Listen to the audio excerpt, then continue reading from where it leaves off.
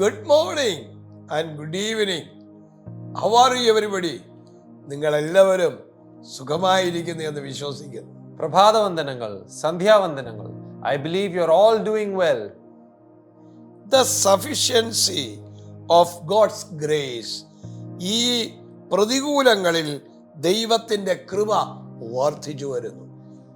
In the trials and the tribulations that we face, the grace of God is sufficient. The grace of God continually increases in our life. ഏത് പ്രതികൂലവും നമ്മുടെ കൃപ വർദ്ധിച്ചു വരുവാൻ കാരണമാകും. Any trial and tribulations causes our grace to continually increase. 2 Corinthians chapter 12 verse 9. 2 Corinthians 12 verse 9 says, പൗലോസ് ദൈവത്തോട് നിലവിളിച്ചപ്പോൾ when Paul cried out to the Lord, ദൈവത്തിന്റെ മറുപടി വളരെ പ്രാധാന്യമുള്ളതായിരുന്നു. he asked the Lord to remove the thorn from his flesh. However, the Lord's answer is a very important and profound answer. പൗലോസിന് ദൈവം ഒരു promise കൊടുക്കുകയാണ്. The Lord is giving a promise to Paul.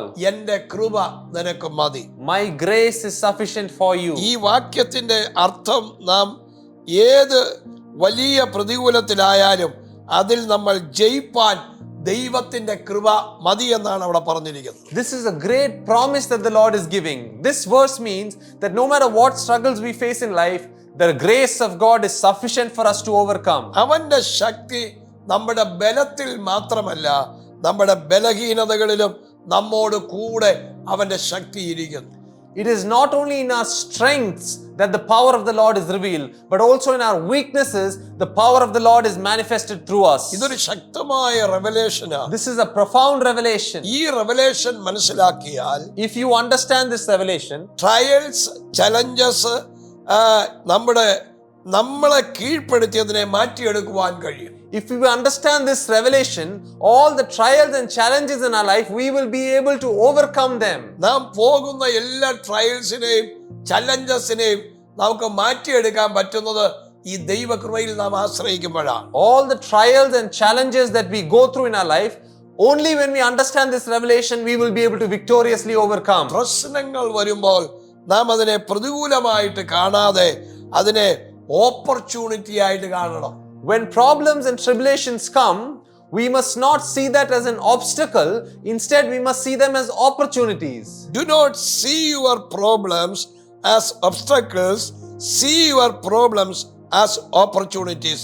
നിങ്ങളുടെ പ്രശ്നങ്ങൾ നിങ്ങൾ പ്രതികൂലങ്ങളായി കാണരുത്, എന്നാലോ നമ്മുടെ പ്രശ്നങ്ങളെ അവസരങ്ങളായി നാം കാണണം. Yes, you must not see your problems as obstacles. You must see your problems as opportunities in life. നമ്മുടെ പ്രശ്നങ്ങൾ നാം അത് ഓപ്പർച്യൂണിറ്റീസ് ആയി കാണും.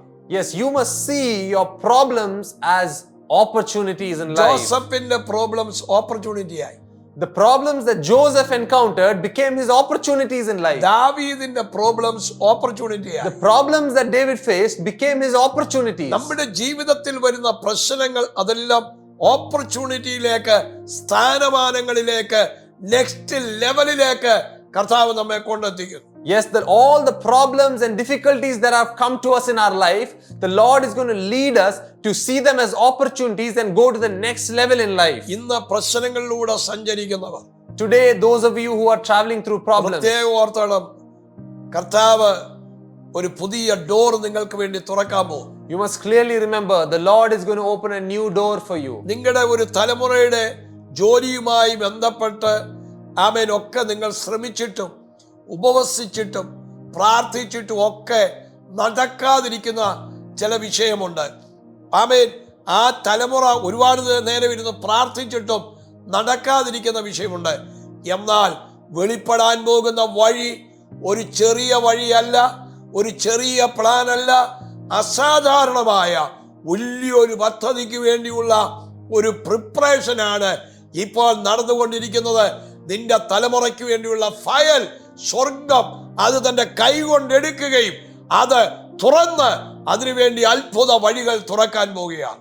The problems that you are facing in your life related to your families, your generations, all these things, the Lord is seeing it and He is going to open some new doors in your life. ഞാൻ നിങ്ങൾക്ക് വേണ്ടി പ്രാർത്ഥിക്കാം. I will pray for you. കർത്താവേ, ജനത്തെ bless ചെയ്യണം. Lord, bless your people. അവരുടെ മേൽ ഒരു വലിയ അനുഗ്രഹം കൽപ്പിക്കണമേ. Lord, release a great blessing upon their life. ദൈവത്തിന്റെ miracle അയക്കണമേ. Lord, send your miracle upon them. യേശുവിൻ നാമത്തിൽ അനുഗ്രഹിക്കുന്നു.